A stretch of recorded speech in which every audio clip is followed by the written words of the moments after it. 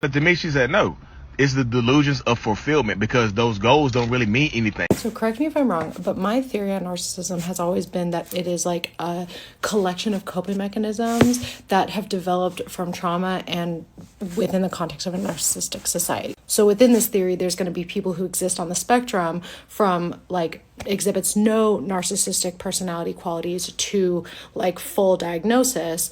And that's why there's a lot of people that may have narcissistic tendencies or traits, but are not like diagnosed narcissists. And watching this video validated this further for me, that we live in a narcissistic society and that's why these traits can develop on a spectrum. Because if you think about it, seeing something external like achievement, goals, running businesses, etc., as the number one source of your fulfillment is extremely characteristic to the US. We are obsessed with achievement. We are obsessed with success, and we are obsessed with, climbing the corporate ladder or whatever it is, climbing that ladder of success, because the idea is that the more that you achieve, the more fulfilled and happy you will be. So there's a lot of people who exhibit this quality of having a million ideas and like trying to do all the things at once, but never really getting far on any of them and thinking that all of these things are going to give them fulfillment, who are not going to be narcissists, because the point that you made in your video is that in the case of a narcissist, if you as the non-narcissist helps them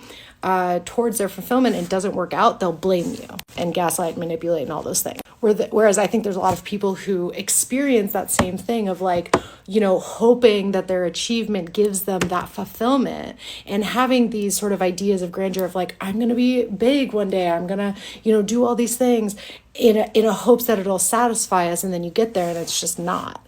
And I think that's like so indicative of the society that we live in and the conditioning that so many of us were raised in. And for context, I'm a life and business coach. I help people who struggle with things like having a lot of ideas and not knowing how to get started or move forward on them, or, wanting to be really big, but also like getting in their own way.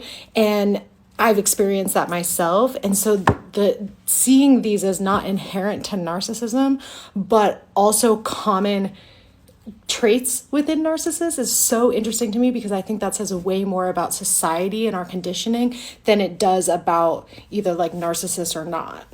So I don't know what the point is. I think I'm just talking things out. Let me know what you think.